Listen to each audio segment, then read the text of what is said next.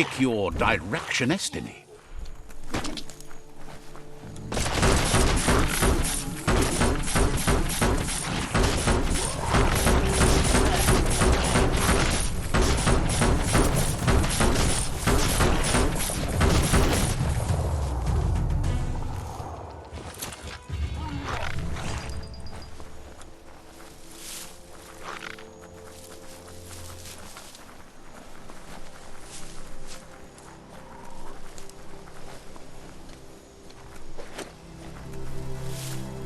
It's the chug yard.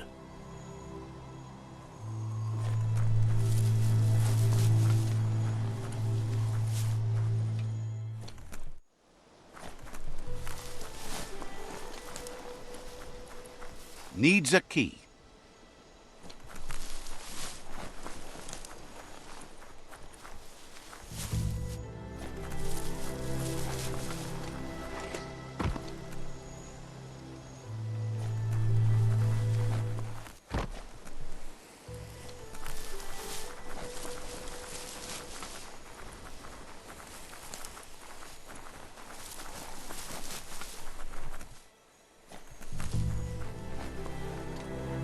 The board mainly has posts from those that used to work at the chug yard back in the days gone.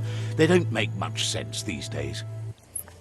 Not much more to say about the board, but Gizmo is holed up in the underyard here working on that Mekton of his.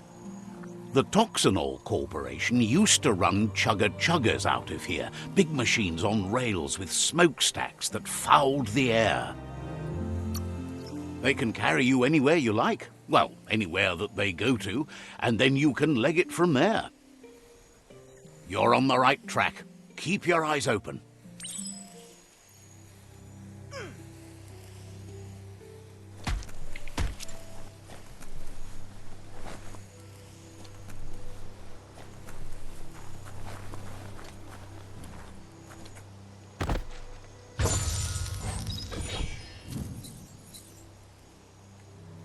More light means fewer places to hide.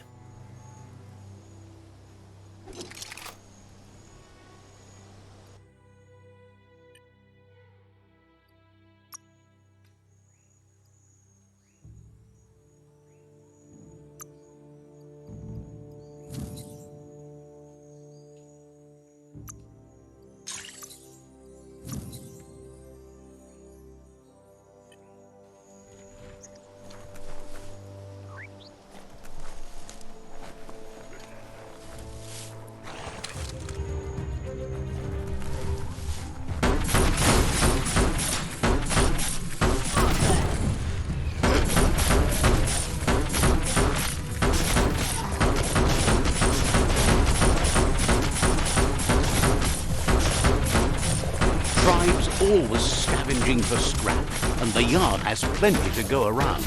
But they should have stuck to looting instead of playing around with sprockets.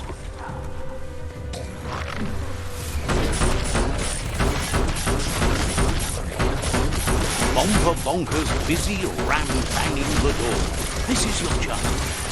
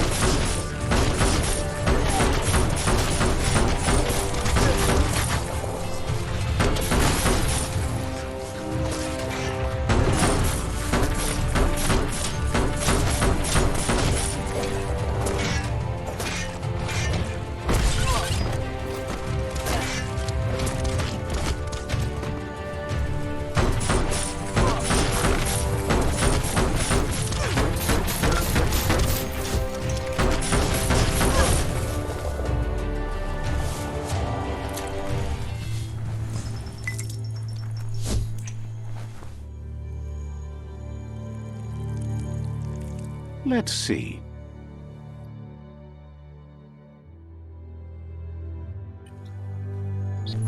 You can see so much farther in the light.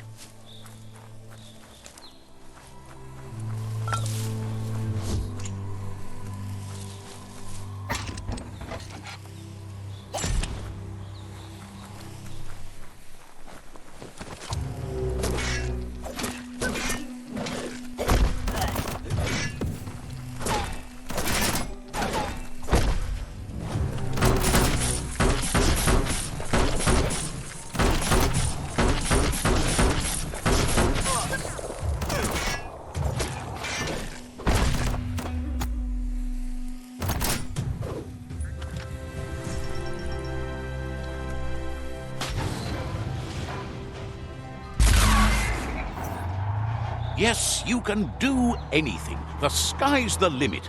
Now, let's take this back to Earth. Wow, you really took that all the way down to the end, in flames.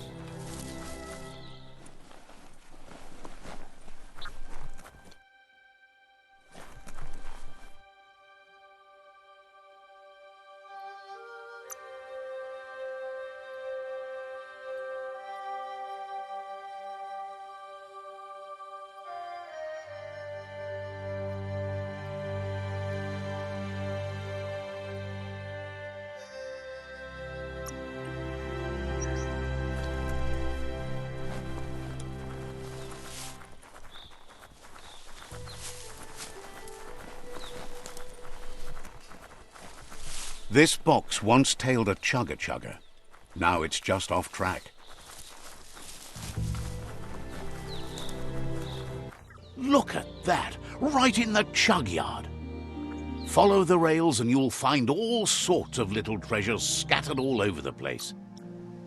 Of course not, but they get you closer to wherever you might want to go. Good work finding that track. They can teach you so much about the world. Keep looking for more.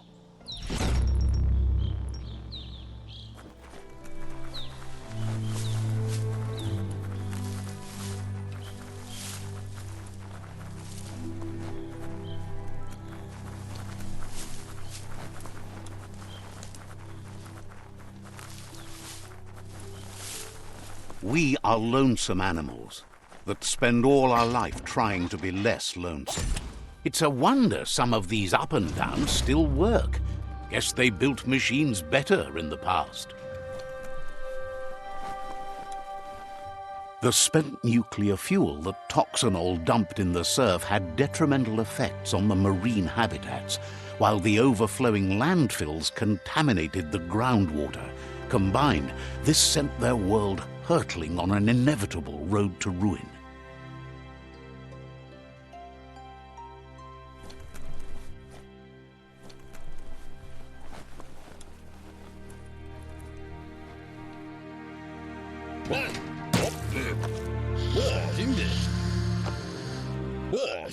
I need to brush up on my Wando, but I have a feeling he believes it was you that caused the bang at the yard.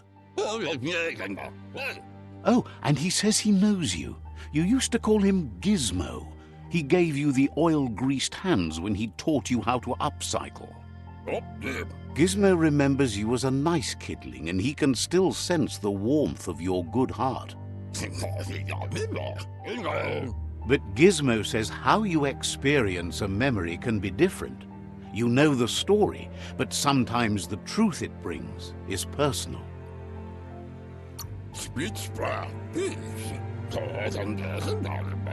He hopes you remember that one time he taught you to upcycle, and hopes you've had some use for it over the years.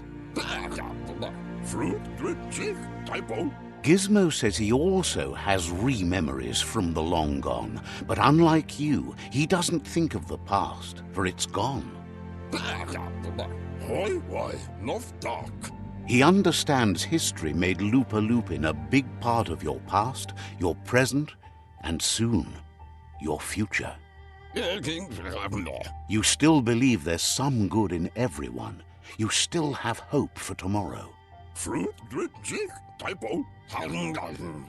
He says you should know that what's meant to be will always find a way, but history shouldn't consume you. Gizmo encourages that. You should forgive, but never forget. It'll provide some comfort to your soul and keep the memory of lost loved ones in your heart. That's so bright!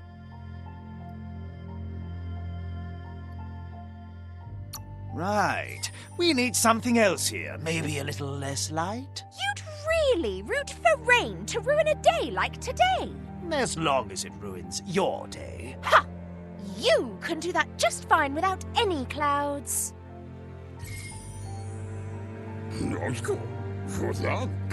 Would like to know if you ever doubt the choices you made on the path that brought you to this point. Would you have been happier going in a different direction? Supposes that's all any of us can do. Sad to see the Tree of Life is going to die and take everything with it, but it's not like he didn't expect it. Grateful to you for coming back and doing your best to change things. You were the only chance they had.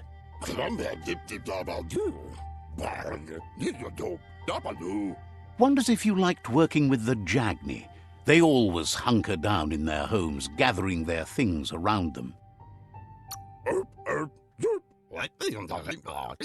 Says things are important, but life's maybe a lot more so. But that's not important now.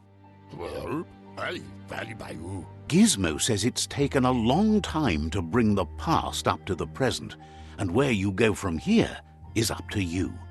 You need to set the past aside, at least for now.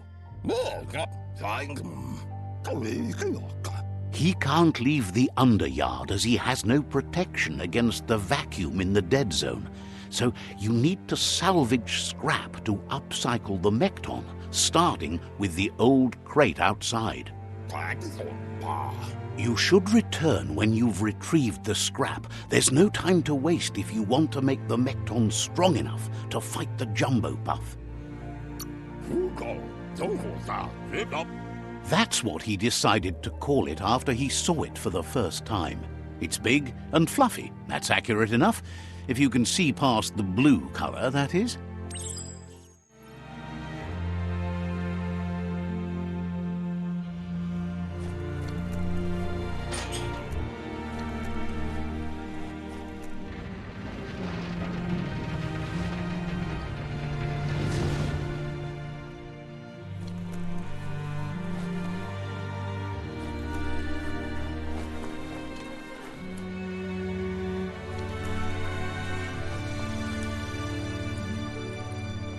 Did it just get quieter?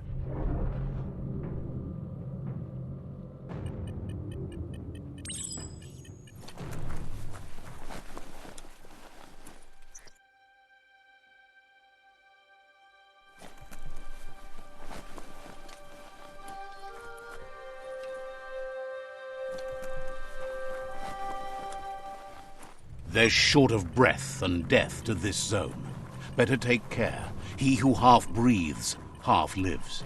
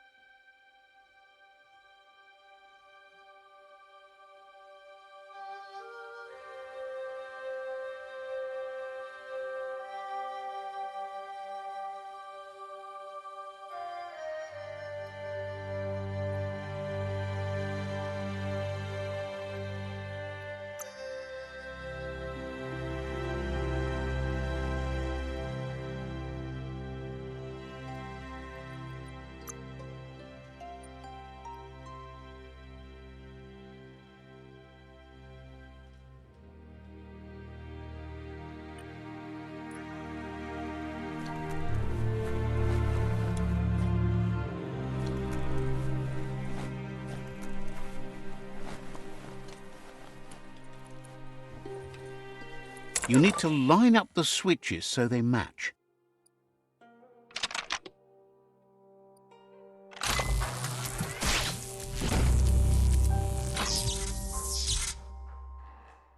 Good. That's enough electric current to initiate the actuators and activate the framework.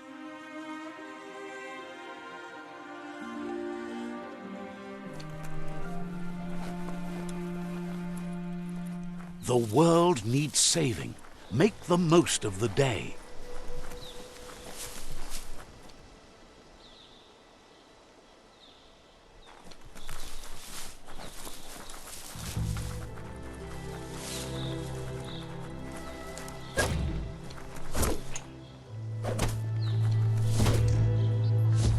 Always good to have some wood scrap like that on hand.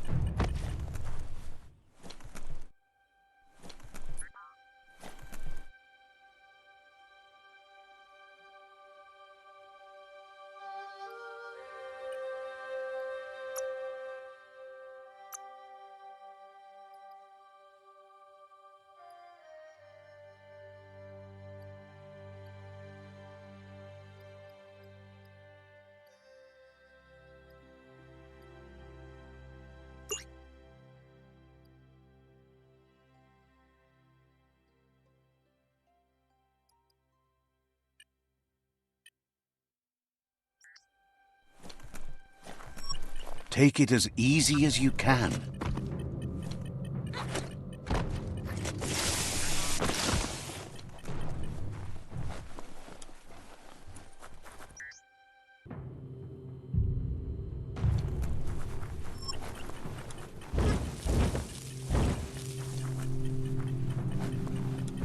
That's the leftover you're looking for.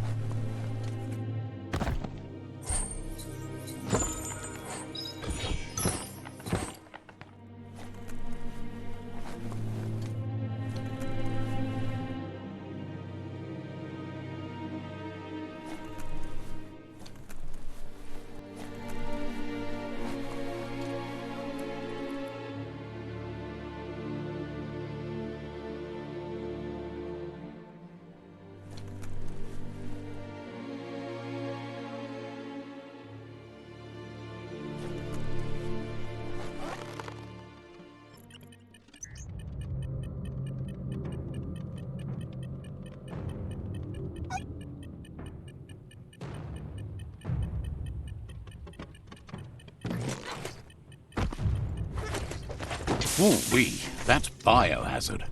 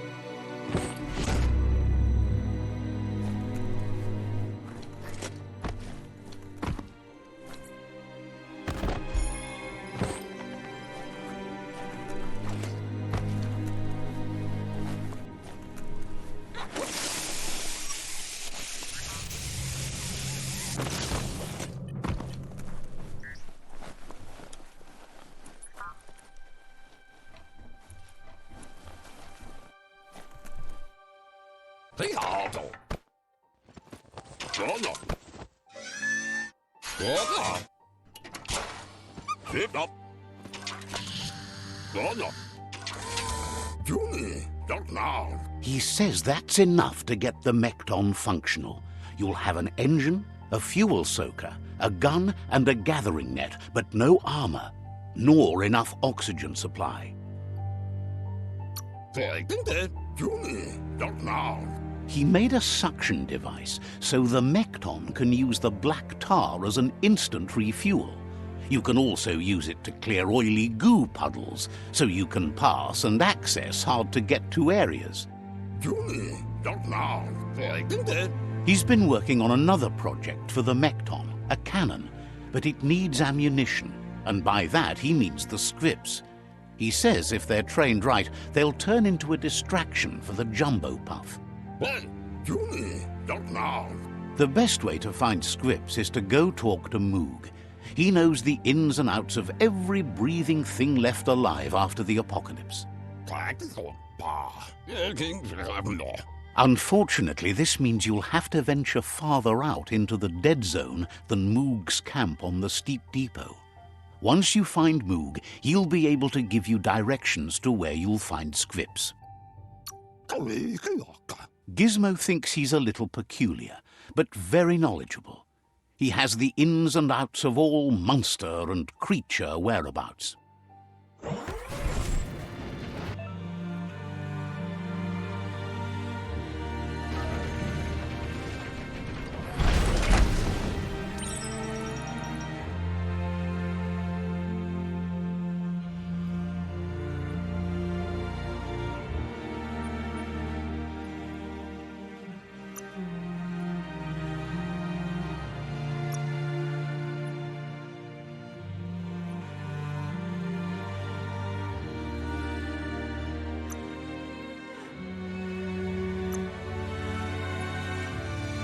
Stomps even harder.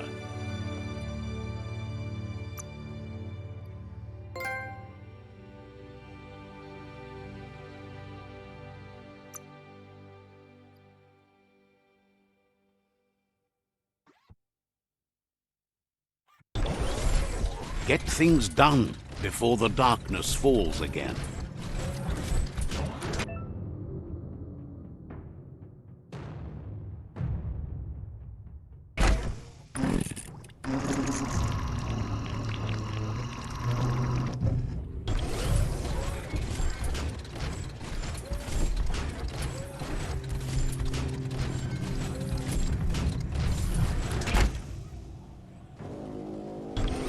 The Grease Monkey's Mekton is built sturdy, just like himself. Can you imagine how this place used to look before the dead oil flood?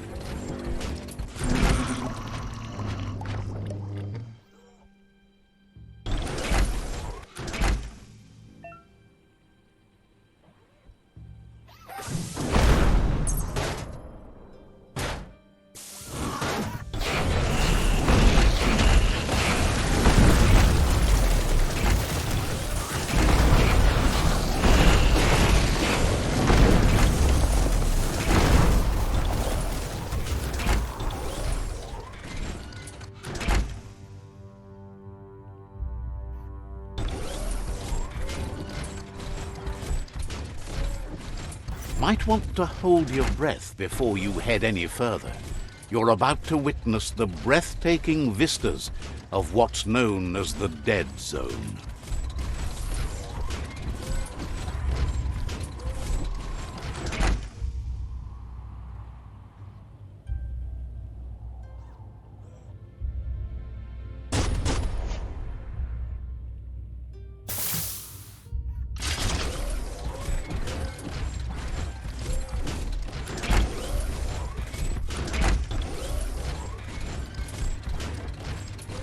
In the old world, roads like this really led somewhere.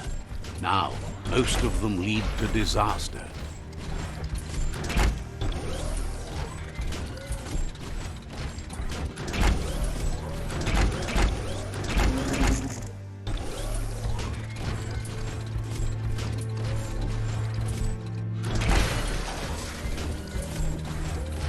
There's still time before the dawn.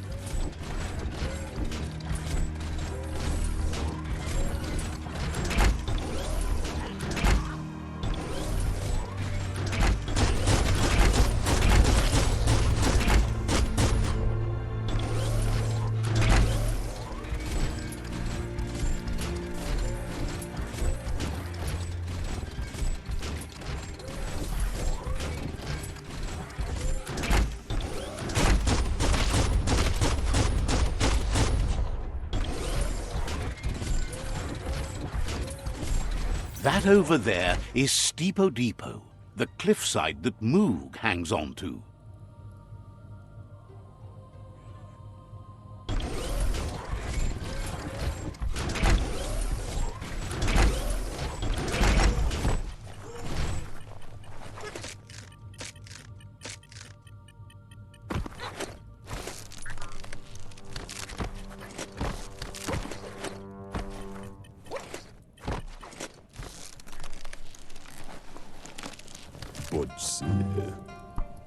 In Mo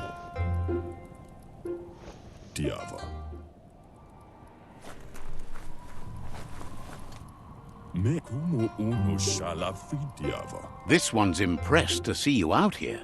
He figured you'd be dead by now. Not many are as tough and clever as you must be.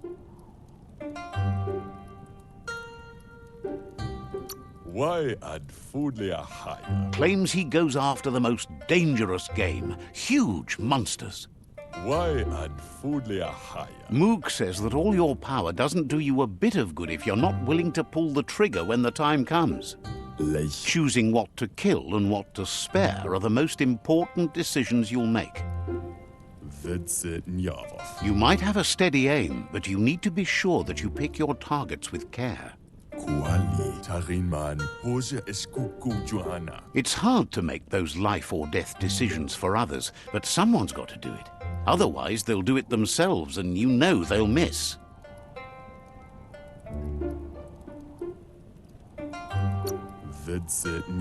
When it comes to monsters, he mostly picks who dies. Worries that when the world dies, there won't be any monsters left. What will he shoot then? Wonders why you work so hard to keep things alive. Bullets help thin the herd instead.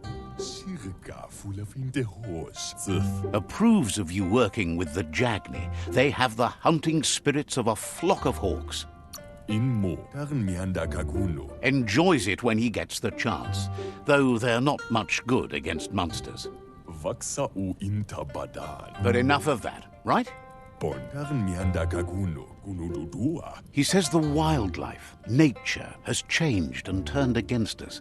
Instincts of survival took over when the world changed.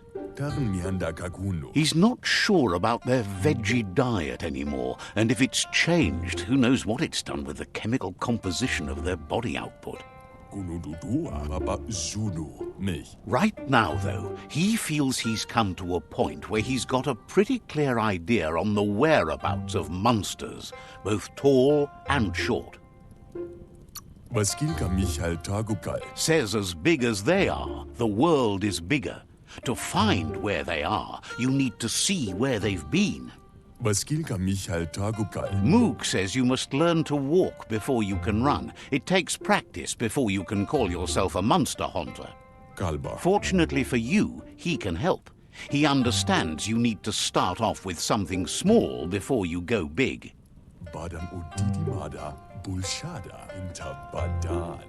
There's no better place to start than a squip cave. Hunting down a couple of these little critters for yourself should keep you on your toes.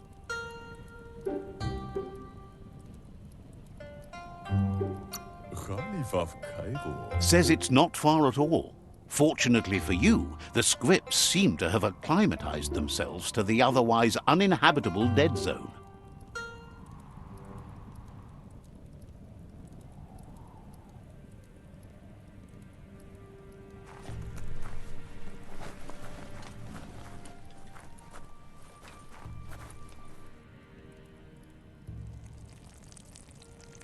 Let's see.